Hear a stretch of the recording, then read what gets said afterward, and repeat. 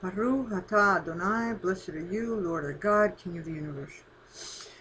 Good morning, brothers and sisters. I'm doing this video, and I'm not doing it with notes and scriptures, more of a personal experience. We know that what the Bible talks about the coming of the Lord as in labor pains, as a woman in travail and labor. We see that in one scripture I call off the top of my head is Apocalypse, Revelation chapter 12.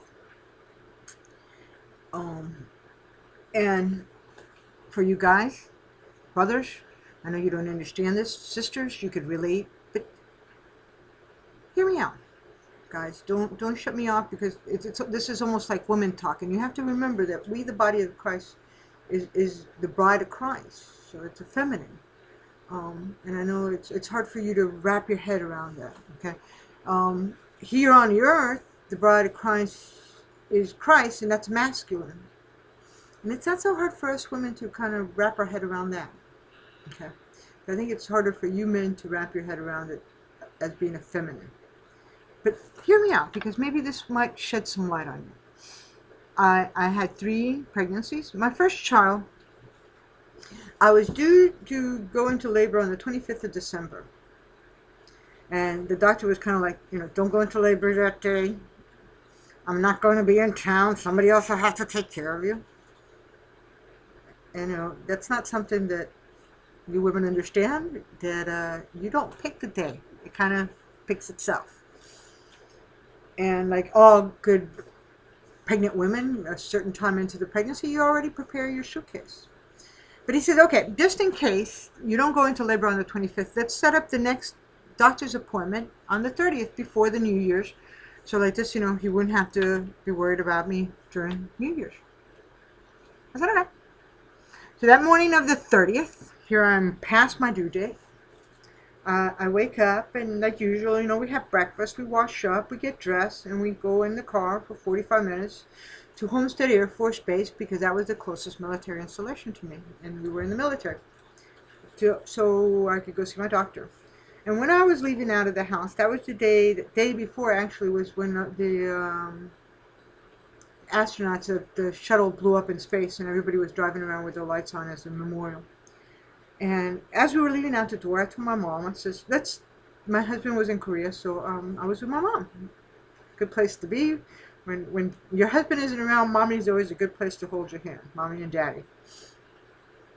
So I told mom, I said, let's take the suitcase. And she goes, why, are you anything? I says, no, but we're 5 days past my due date. And what says that we don't go down there and they don't let me back home?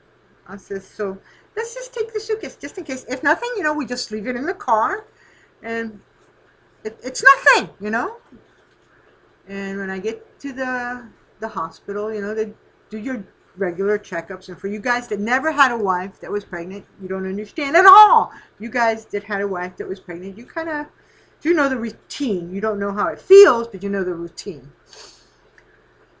And, vital signs, they weigh you in, blood pressure, vital signs. And then I finally see the doctor, and he says, okay, we're going to do this because you're overdue, almost a week overdue. He says, we're going to pop your cork. A woman has a cork, and in that cork, that's where the fluid for the baby is. And once they pop the cork, the fluid comes out. He says, if the fluid is clear, we're going to let you go 24 hours, and then after the 24 hours, if the baby doesn't come out, then we'll do a C-section. The other choice is if the fluid comes out and it's red or green. And I was like, okay, what's red or green? You go, well, red is that there's some hemorrhaging. Green is that the placenta is starting to break down. I said, oh, okay. Now, I couldn't see it because, well, the position I was in, but my mom saw it. And she said when they popped the cork and that fluid came out, it was like hunter green. Real dark.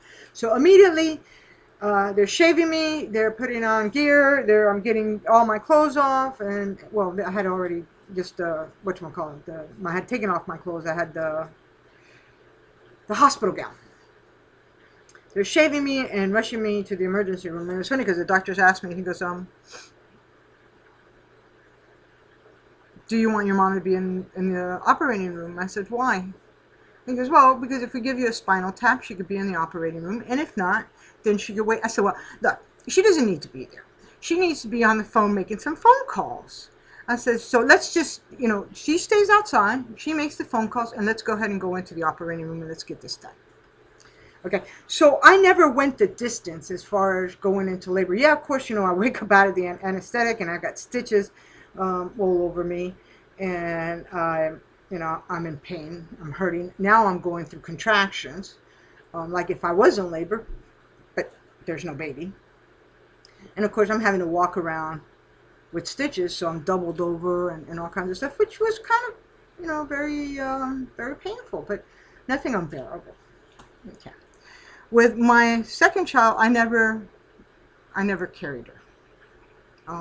But we're not going to discuss that because that's a whole different story. With my third child, my youngest one, my daughter, I was supposed to give birth on the 30th of December, and I kept thinking, no, another day. And the doctor was telling me he goes, I'm going to be skiing. I'm going to be in Lake Tahoe.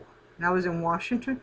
Because I'll be in Lake Tahoe. I won't be here. So if you go into labor, somebody else will have to take care of you. Like, oh, I've heard this song before. Okay. So January the 2nd, I wake up at 3 o'clock in the morning and I'm in labor. And I knew, I've gone through this before. So I'm going to take a shower, shave, wash my hair. Because you ladies, you know what I'm talking about, especially if you have cesarean. You don't know, it's going to be a couple of days before you could get back in the water because you're going to have stitches. So I thought, I want to wash my hair. I don't want to have, I want to be nice and clean. And then I went to my husband and I woke him up. I said, honey, we need to go to the hospital. I says, I've been having contractions for about 45 minutes. And he was like, why didn't you wake me up? I said, because I wanted to take a shower, shave, and wash my hair. And you ladies know what I mean. You guys, I know you don't know. But that's okay. That's okay. It's one of those things, you and if you ladies that have had cesarean, you know what I'm talking about, because it's going to be a little while before you could take Zitz bath. That's when you only wash, you wash up, but you don't take a shower. You might take what they call a sponge bath, but you can't go in the water. And I wanted to make sure, because it's going to be a couple of days, I don't want to be funky. I want to take a shower. I want to get in I want to scrub and whatever. Anyways, so we get to the hospital, and the doctor tells me, he goes, yep, you're in labor, but it's early. He says, what I want you to do is I want you to go walk, and if your plug comes out and your bag breaks, then come in. Or if the contractions are starting at 5 minutes interval. And I said, okay. So we went back home. It was time for my son to get up, our son, and we had breakfast. We took him to school, preschool at that time. And then we went to the commissary, which is the equivalent to like a supermarket. Hold on a second, I need a little drink. We went to the supermarket, and I got the shopping cart. And of course, my husband is with me. And every time you have a contraction, I couldn't walk, so I'm doubled over, and I'm breathing. And of course, the ladies are walking by me, and they're telling my husband, you need to take her to the hospital. She's in labor. And of course, I can't talk, so my husband's telling me, we went to the hospital. The doctor told her to go for a walk. I'm just babysitting. So we continued this process. And around 11 o'clock we picked up our son, or 12 o'clock we went home, had lunch. I go to the bathroom, and of course, my fountain broke. I lose my plug, so it's like, now we know we got to go to the hospital. So we go to the hospital. Okay, needless to say, we went to the hospital the first time. It was 4 o'clock in the morning. My daughter was born at 5 o'clock, 5:03 in the morning the following day. So I had been in labor, really, a day and an hour, and then 3 minutes. Or actually more, because I really started like at 3 in the morning when I woke up. But I'm talking from the time we went to the hospital to the time she came out, it was 25 hours. Okay? I was exhausted, and if you women know, you've had children, you know what I'm talking about. You are drained. I felt like I had fought Mike Tyson, Muhammad Ali, Sugar Ray Leonard, and Joe Frazier all at the same time, and they were tag teaming me. I heard from every little hair to the bottom of my feet. I hurt so bad everywhere. Okay. Now I'm not going to give very graphics because there's some other stuff that's kind of graphic. When you're in labor, there's some pretty nasty stuff. So I think that's what we're feeling. My mom was even saying she feels like she's drained, she's tired. And I think that's what we're feeling. Not only physically, but we're feeling it spiritually. As a matter of fact, for the past year, I have been feeling like, I call it like vibrating. My body feels like, if you know what a tuning fork is, you hit it, and it's just vibrating. At first, I thought it was, well, maybe it's God sifting, because since we came from dirt, he's sifting some stuff that's in us. Then I started thinking, I said, it's almost starting to feel like maybe it's the contractions that I'm feeling. The contractions, because the body of Christ is going to be finally born. I know they say on the day of Pentecost, the church was born. I think on the day of Pentecost, the church was conceived. But when that last person comes to Christ, then it's the fullness of the church. Okay. When a child is conceived in the womb, that day, it's not mature enough to be born. It has to go through a process. And it's the same thing with the church. It's gone through this process for over, now it's on the third day. When the last person comes, then it's in its fullness so that it can be born. And I believe that that's what we're going through, this what we're feeling. And we're saying, oh, it's the enemy. I don't think so much the enemy. And plus, anyways, if it was the enemy, we got to look at Job. If anything we could learn and glean from Job is all the stuff that Satan did to Job, but God put the boundaries and the perimeters of what he could and could not do. He says he could do this much, but only this much and no further. So even if God has given Satan permission, to do some things, remember, God's still on the throne. He's still in charge, and he's calling the shots. Okay? He's calling the shots.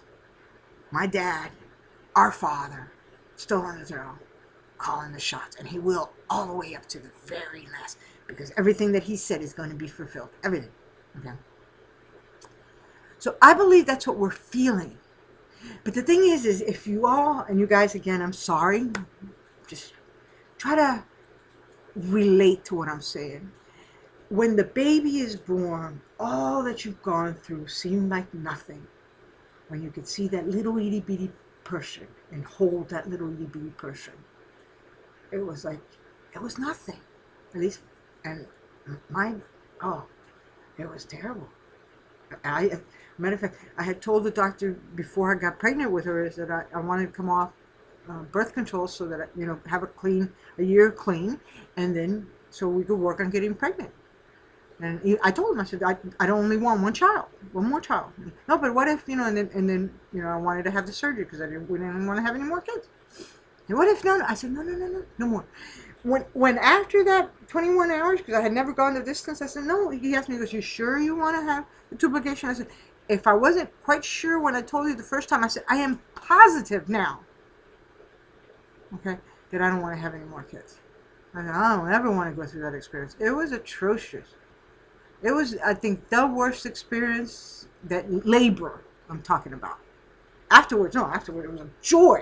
But that labor, it was like, oh, this is terrible. And I had a friend of mine, she goes, well, I've been praying that you would be able to have it naturally and not have a cesarean. And you're not my friend. Of course, her children were only like preebies, so they were like 3 pounds, 4 pounds. They were itty bitty things. My daughter was 9 pounds. When she was born. It was like, she tore me from Genesis to the Apocalypse and then some.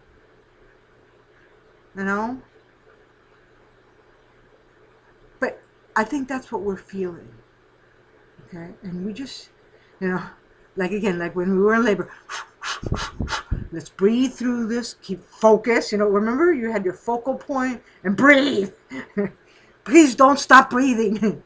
Breathe. We're going to work through this, and eventually it's going to all be great. And when the baby comes out, which is, I believe, is us, it's going to be just a joyous. The father is going to be so joyous. The son is going to be ecstatic. And just hang in there.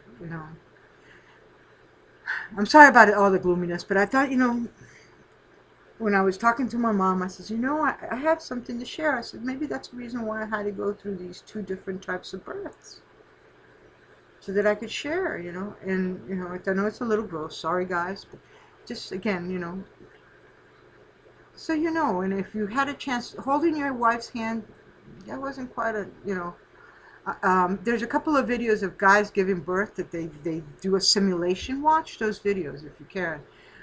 They make the announcement, oh, that's terrible. I don't know how you guys do that. But, God put something in it, our memory bank, our process, our implant that we women already have, that after the child is born, you don't remember those things. You don't remember it. I don't remember the pain. I just remember I was in a lot of pain, but I can't remember the pain. All right. The Lord bless you and keep you, make his face shine upon you and be gracious unto you. The Lord lift up his countenance upon you and give you Shabbat.